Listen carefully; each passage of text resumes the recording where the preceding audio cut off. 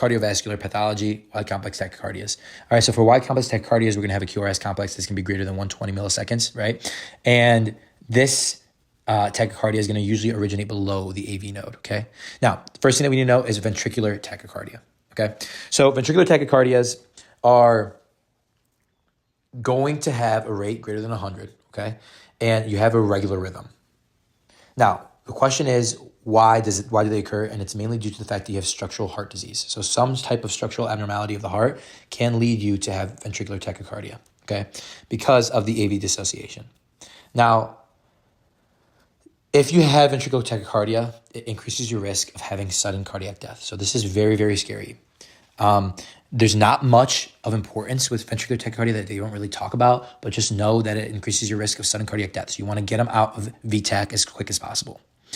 And then there's something known as torsades. Okay, so torsades de pointe is essentially a polymorphic ventricular tachycardia.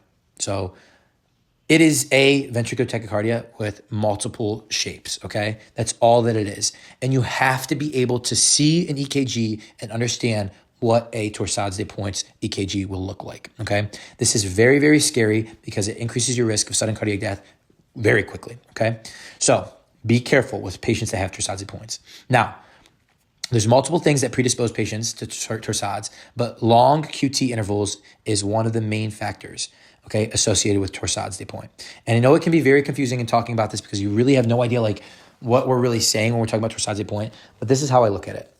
If you have a very long time between your Q and T, okay? So your Q point and your T point on your EKG. It's the long QT interval. It's going to predispose you to potentially getting torsades de pointes, okay? So that's all you really need to know. And now any medication or anything that I give you or any type of abnormality in your electrolytes that causes a prolongation of that QT interval, okay, which you're going to see a lot, that means that they will have also a potential risk of causing torsades.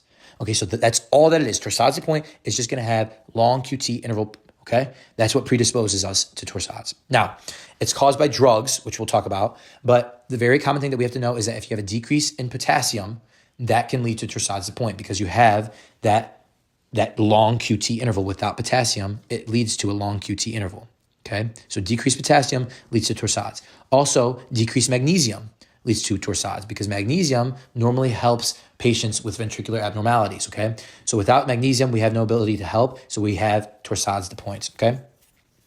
Now, drug-induced long QT that can lead to torsades de pointe are multiple. There's so many drugs that can lead to torsades, and honestly, remembering this list to me is not necessary because you're going to know it after watching the sketchies and putting these drugs in your Anki, okay? So once again, you have to watch the sketchy videos to know all the drugs, and they will say it if it predisposes you to torsades.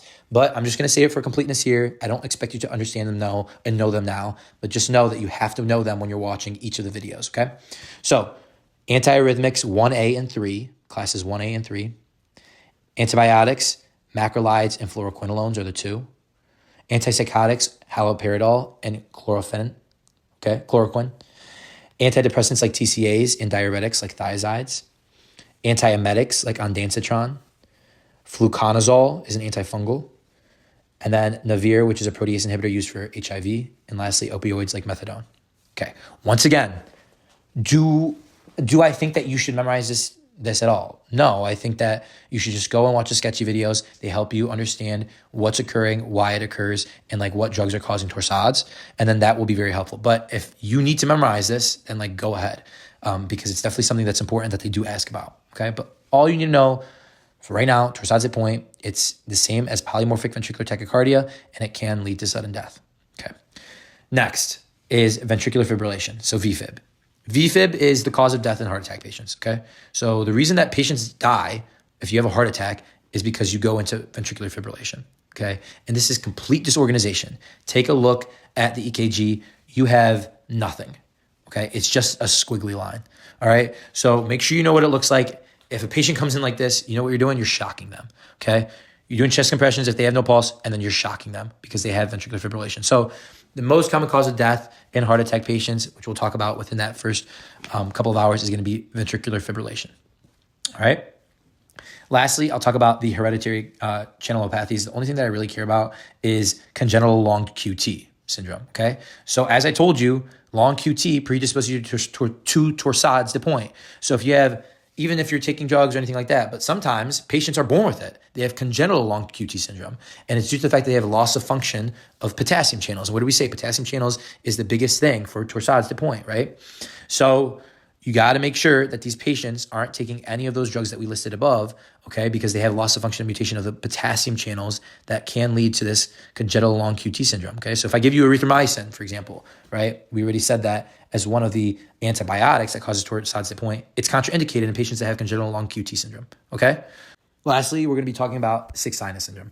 All that you have to know about sick sinus syndrome is that it's age-related, and it's due to the fact that we have degeneration of the SA node, okay? So you're going to have essentially kind of just like a skipped beat. Okay, so you have the sinus pause or sinus arrest. This is just degeneration of the SA node, and it's age-related.